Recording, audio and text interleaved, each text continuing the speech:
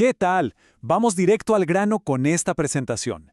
Hoy vamos a trazar un arco histórico enorme y la verdad súper fascinante. Nos vamos a meter de lleno en la trayectoria de la Iglesia moderna desde 1648, justo cuando termina la Guerra de los 30 años, hasta el día de hoy. Y fíjense, es una historia de cambios profundos, donde las ideas sobre la fe, la autoridad y hasta la estructura social fueron desafiadas, desarmadas y vueltas a armar por completo. Vamos a desglosar cómo siglos de intensas divisiones teológicas y expansión territorial terminaron sembrando las semillas para algo que muchos no se esperaban, un movimiento moderno hacia la cooperación global. Así que, ¡empecemos! Bueno, aquí está nuestra hoja de ruta, que básicamente sigue el movimiento de un péndulo histórico. Primero, veremos los movimientos de cambio europeos. Segundo, la expansión en Norteamérica. Tercero, cómo surgieron las denominaciones. Cuarto, los tremendos desafíos del siglo XX. Y quinto, el camino hacia la unidad cristiana. Sección 1. Movimientos que transformaron. El crisol europeo. A ver, la Europa posterior a la Reforma no fue para nada un lugar tranquilo. De hecho, fue un terreno sumamente fértil para ideas teológicas radicales que, literalmente, cambiarían el mundo. Si miramos la cronología, hay una tensión constante entre un fervor espiritual por un lado y un razonamiento mucho más frío por el otro. En Inglaterra y Alemania, las cosas empezaron a cambiar drásticamente. En 1654 vemos aparecer al movimiento puritano empujando reformas radicales. Luego, damos un salto a 1739 y ¡boom!, estalla el avivamiento wesleyano, despertando una iglesia que se había vuelto demasiado formal.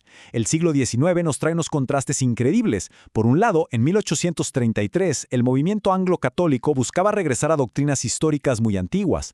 Y casi en paralelo, en 1835, el racionalismo llega a su punto máximo, diciendo algo así como, no, esperen, la razón debe ser la autoridad suprema al leer las escrituras, desafiando así todo lo sobrenatural. Y claro, detrás de estos movimientos hubo líderes que fueron verdaderos gigantes en su época. Juan Wesley, por ejemplo, le dio un giro total al panorama con el metodismo, enfocándose en una fe muy viva y personal. Luego tenemos a Jonathan Edwards, con un intelecto brillantísimo que desató el famoso Gran Despertamiento en las colonias americanas.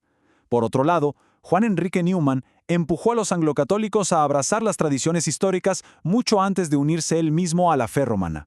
Y no podemos dejar por fuera a Guillermo Carey, un humilde zapatero que aprendió por su cuenta y terminó iniciando el movimiento de las misiones modernas hacia la India.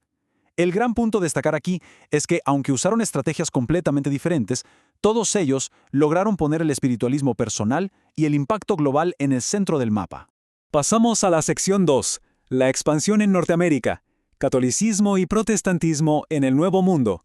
Entonces cruzamos el Atlántico. Las inmensas fronteras inexploradas del Nuevo Mundo se convirtieron prácticamente en un lienzo en blanco para que estas ideas europeas echaran raíces y explotaran a una escala nunca antes vista.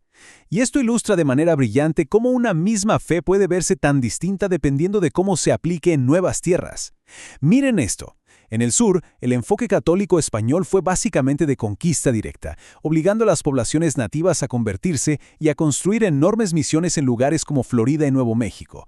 Pero, si nos vamos al norte, al frío de Canadá, los jesuitas franceses hicieron algo diametralmente opuesto. Nada de fuerza armada. Ellos buscaron ganarse la amistad de las tribus mediante un sacrificio personal inmenso, conviviendo directamente con ellos en los bosques. Ahora bien, aunque esos inicios coloniales fueron muy distintos, a partir de 1845 el panorama demográfico sufrió un cambio sísmico. Con la llegada de oleadas masivas de inmigrantes de Irlanda, el sur de Alemania y más tarde Italia, la demografía religiosa en Estados Unidos dio un giro radical. Para que se den una idea de la escala de esto, la población católica en el país creció hasta superar la asombrosa cifra de 46 millones de personas, organizadas en un sistema inmenso gobernado por 110 diócesis. Una verdadera locura. Sección 3. El surgimiento de denominaciones. La explosión de fe en Estados Unidos. Imagínense este escenario, un entorno fronterizo salvaje y una búsqueda incansable de libertad religiosa. Bueno, esa fue la receta perfecta para una fragmentación histórica de los grupos protestantes.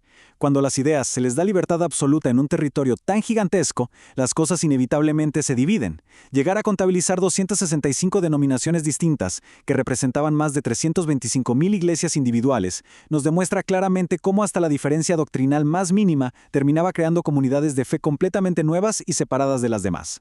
Un ejemplo clave de toda esta expansión son los bautistas. Ellos tenían características que los alejaban muchísimo de esa tradición europea de iglesias controladas por el Estado.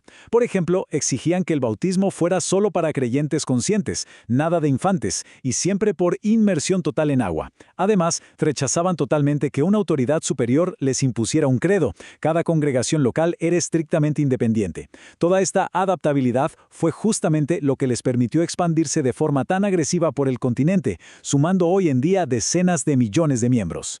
Pero, en contraste con esa rápida expansión bautista, tenemos a grupos con perspectivas sumamente singulares, como los amigos, a quienes normalmente conocemos como los cuáqueros. Su idea central era algo que llamaban la luz interior. Básicamente tenían la convicción de que Dios guía a cada individuo directamente, o sea, cero necesidad de sacerdotes formales o rituales estrictos. Y fíjense, esta convicción interna los llevó a tomar posturas súper progresistas para la época. Fueron pioneros en rechazar de tajo la esclavitud, se negaron rotundamente a portar armas por su estricto pacifismo y establecieron la igualdad entre hombres y mujeres en sus reuniones.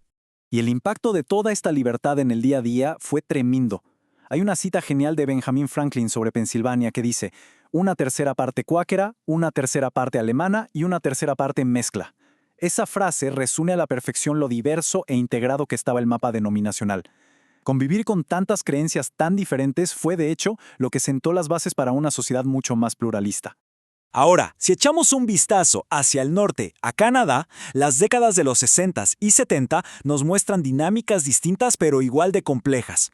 El catolicismo seguía manteniendo una dominancia increíble, sobre todo en Quebec, con unos 8 millones de fieles. Mientras tanto, en provincias como Ontario, las raíces británicas mantenían súper fuertes a la Iglesia Unida y a los anglicanos. Eran bloques religiosos masivos y muy bien definidos según la provincia. Entonces, después de ver cómo la Iglesia se expandió y se dividió a sus anchas en tiempos de fronteras abiertas, surge una pregunta que lo cambia todo.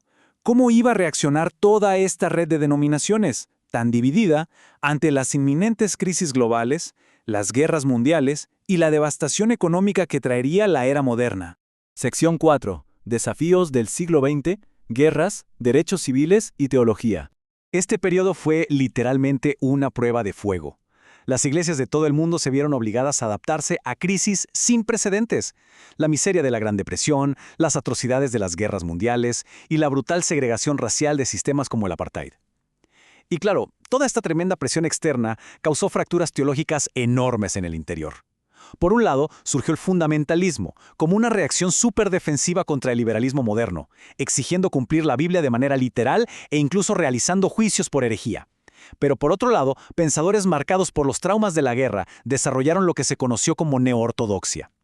Esta corriente aceptaba ciertos estudios críticos modernos, pero reafirmaba contundentemente doctrinas muy clásicas como la dura realidad del pecado humano y la necesidad absoluta de la gracia de Dios. Y quizás nada evidencie tanto cómo evolucionó el pensamiento de la Iglesia como su postura frente a los conflictos armados.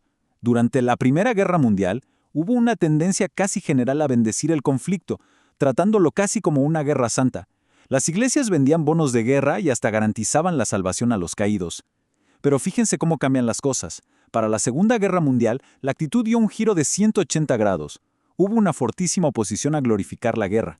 Las iglesias pasaron a apoyar activamente a los objetores de conciencia, oraron por la gente en ambos frentes y dedicaron sus fuerzas a la compasión y a la durísima labor de reconstrucción de la posguerra. Pasamos a la sección 5. Hacia la unidad cristiana, el movimiento ecuménico. Vamos a ver cómo se va armando todo este rompecabezas. Resulta que, frente al inmenso dolor y los traumas del siglo XX, las cosas empezaron a cambiar. Todo ese caos global comenzó a revertir siglos de divisiones, empujando a las iglesias fragmentadas hacia un camino de cooperación. Empezamos a notar una innegable tendencia hacia la reunificación, y las fechas son clarísimas. En 1925, vemos una unión espectacular en Canadá formando la Iglesia Unida. En 1939, las antiguas y profundas divisiones del metodismo estadounidense logran sanar mediante la reunificación. Para 1948, ya tenemos a múltiples denominaciones creando el Concilio Nacional de Iglesias. Y ojo, este impulso de diálogo no fue solo protestante. La Iglesia Católica Romana abrió puertas históricas en 1965 al concluir el Concilio Vaticano II. Y hablando del Vaticano II, si analizamos los hechos bajo el liderazgo de Juan XXIII y Pablo VI, la palabra clave fue el aggiornamento, que es básicamente una actualización de la Iglesia. A ver, es importantísimo señalar que los dogmas esenciales no se tocaron para nada, pero la transformación práctica en el día a día fue gigante. Se permitió dar la misa en el idioma local de la gente en lugar de en latín, se fomentó oficialmente que los fieles leyeran la Biblia por sí mismos y se adoptó una postura súper abierta y sin precedentes hacia el diálogo con las iglesias protestantes y ortodoxas. Al mismo tiempo, en el mundo protestante y evangélico, las ganas de trabajar en conjunto superaron por mucho las diferencias doctrinales que tanto pesaban en el pasado. Empezaron a surgir organizaciones masivas a nivel internacional, como la Sociedad Bíblica Americana, la Asociación Nacional de Evangélicos o el Compañerismo Evangélico Mundial. Básicamente, se dieron cuenta de que esos objetivos que tenían en común, como la obra social, repartir escrituras y la evangelización, eran infinitamente más importantes que seguir anclados a las disputas históricas que alguna vez los separaron. Todo esto nos deja con una gran reflexión final. A lo largo de esta presentación hemos visto el majestuoso movimiento del péndulo de la historia, desde esos primeros grupos disidentes en Europa, pasando por la gigantesca fragmentación en América gracias a la libertad religiosa, hasta llegar a estas alianzas y uniones increíbles que nacieron tras las tragedias del siglo XX. Al ver todo esto, uno no puede evitar preguntarse, ¿hacia dónde vamos ahora? ¿El futuro de la fe institucional será de una mayor fragmentación para respetar la diversidad? ¿O acaso estamos viendo cómo se sientan las bases para una eventual y completa reunificación?